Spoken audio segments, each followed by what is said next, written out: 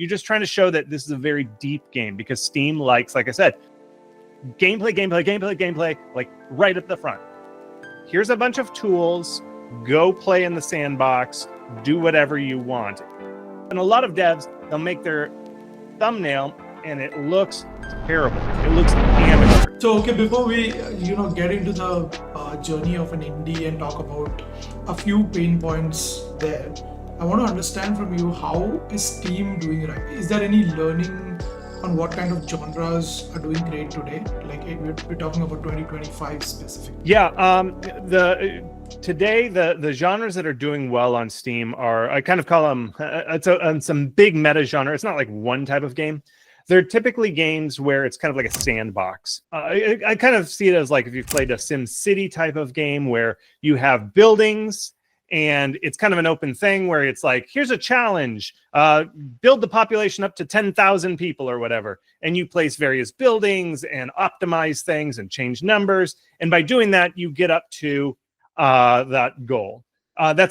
City builders is one genre, but there are many others that are like that, kind of like open world survival craft, some what we call auto battlers, tower defense with a slight variation on tower defense, city builders, strategy games. These games that don't have like a linear progression, they're more just like, here's a bunch of tools, go play in the sandbox, do whatever you want. And roguelike deck builders, the roguelike genre. Those kind of games, I kind of called it crafty, buildy, strategy, simulation-y. Simulation is another one where it's like, you have the job of an airline pilot, and here's all the things, and we're simulating being an airline pilot, and you can do whatever you want. There's no story. You just play whatever you want. It's a sandbox, and you're playing with an airplane. And so those type of games where there's no linear content are kind of the sweet spot for Steam and indie game developers, because indies don't have much time. We don't have much money. And so to make enough content to make Steam players happy, we have to make these kind of games that the content emerges organically. Like you just put two things, like two blocks, and the way you combine those blocks is so infinite that creates the infinite content, because Steam players really like 30 to 40 hours worth of content. And if you're doing a typical AAA game where you have to like write the story, write the characters, all this dialogue, we cannot afford to make 30 hours of that. We can only make like 1 to 3 hours of that type of content. So the type of games that do well on Steam are the ones where the content, the amount of time you spend playing the game, emerges from the pure game design. So that, in a nutshell, there's a couple wrinkles in there we can go into, but some subgenres that don't quite fit that. But overall, that's what I say: crafty, buildy, strategy, simulation games. Let's basically start at the beginning, right? As a developer, I have a game, okay, and I'm ready to show it to the world. Let's say you have a game, like you are ready to a point, probably like a demo stage or something, and it's the first time that you are actually putting it out. Right. I also understand that, we keep on saying that your marketing starts from day one of your development, right? When you're actually starting the game, you start putting it out on socials, on Reddit, Twitter, all of these platforms, right? But let's say I want to put out like a good trailer out, which is where maximum people will start taking a notice, right? So what are the things that I need to get right before doing that? Yeah, that's a great question. Okay, so you need to make sure that your game is actually ready to show.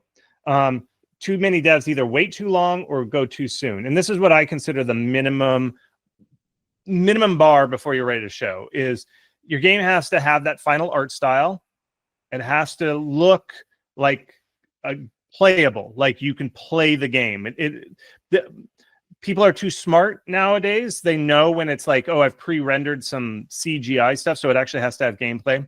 And then you want to have a variety of content. And I always say 3 environments.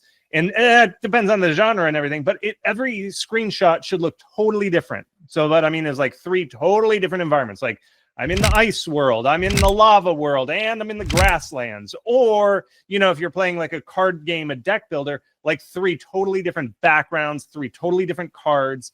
You're just trying to show that this is a very deep game, because Steam likes, like I said, 30, 40-hour content games with lots of deep content. And a mistake a lot of devs make is either indies, they get an asset pack and there's one asset pack and all the screenshots look like the same thing. It's just like, I can see it. Like I can see they took a screenshot here, then they moved the camera, they took a screenshot here, took a screenshot here. It has to be completely different to show that depth. And then finally, that art style has to be finished. I mean, I guess I should have put that first, but the art style is like, you know, there's different art directions you can do. Cartoony, wholesome, grimdark, pixel art, whatever art style you're going with, you've set it, because you don't want to change your art style once you've revealed it to the world. So once you have those things, which again, I'll just wrap through them real quick. It is, you've got gameplay, you have a finalized art style, you know what it's going to basically look like. Could still be improved, but you know the style of the game. You have 3 environments and you're ready to go. That's what I consider there. And so once you've got that, you make that trailer. And when I say gameplay, like 30 seconds of gameplay, you make that trailer and you show gameplay within the first 3 seconds. Too many trailers, I see this as a big mistake. They're very long. That's like a slow pan over an environment. It says like in a world, and it does all this stuff that's slow, and the logo comes up and it's slow. You need gameplay, like right at the front, because people need to identify what genre am I playing, because people have preferences. Like, I don't like that genre, I do like that genre. And so you need to hit them right up front.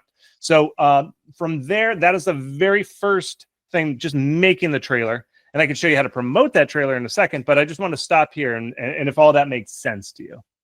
Yeah, absolutely. I think it also connects. One of the other tip that I wanted to bring in is taking all of this to your Steam page, right? Like creating a Steam page in itself is an art, right? Having all the things in place, plus there are a lot of things that usually indies miss out on, right? When you're building a Steam page. Do you have any more things around the Steam page, which also includes like the capsule, the requirements of the capsule, or any such things that developers should take care of when they, because I'm talking about an example where now I have the trailer, I want to put it out. I made sure everything is correct. Building a Steam page is my next step, right? Yeah, yes, the trailer is one part, and you want to launch that trailer and that Steam page at the same time. So when I say this, also think about these at the same time. So trailer, and then where you say the capsule, that's what the language, I don't know why they call it a capsule, but in Steam world, that's the thumbnail for your game. They just call it a capsule. I don't know why. I didn't invent that. And what it is you need to show quality. See, here's the thing, folks, is Steam players are smart. And they know when a game is made by one person and it's not a very skilled person. And so you have to prove to them that you are a serious dev who's got their game together. Like, they know there's nothing bad about your game. So in a lot of devs, they'll make their thumbnail and it looks terrible. It looks amateur. It looks like you don't have art skills and you made it. It is the first impression people have of your game, is this thumbnail. So hire a professional illustrator. It has to look good, and you have to pay money for it. Even if you're making a pixel art game, I get this question all the time. Even pixel art games need an illustrated cover, which is the thumbnail, the capsule. You need to do it, because what that proves to people is like, I'm investing in this game. If you just slap up and you made it yourself, you have to do it. You have to get a professional, because they can tell when a developer does it themselves. I can tell. All right. We can tell. Everybody can tell. You can't fool them. So you need to get the professional art. And then the other thing that I find that a big mistake a lot of people when they're making their Steam page is they slap together stuff, and there's like mistakes in the, because you want to do screenshots, and then down below we call it the about this game. It's the long description. It's good to put GIFs in there. They're like, you take sections of the trailer and you put them in there.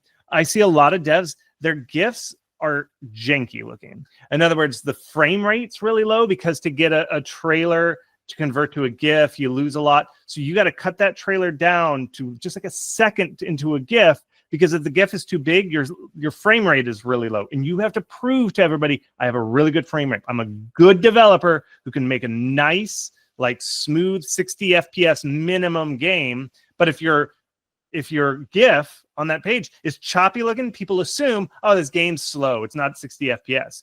So you've got to do all that. And the other thing is, sometimes people all watch them clip GIFs. Like, you clip it. You get to pick whatever GIF you want. And they'll clip mistakes in their game. Like their game, like the person like clips through the wall, or like they're holding a like sword and the sword like clips through their head like this. And it's like, it looks bad. Don't show that. Like, even if that is the case of your game, don't show that scene. Don't make the guy hold the sword like this. Make him hold like this so the sword doesn't clip through his head. You have to be very, very conscious of every single tiny mistake that could go wrong, and don't put that on your Steam page. Okay, that is a big mistake. It's like you got to make everything clean. Make everything clean, everybody. So big advice there.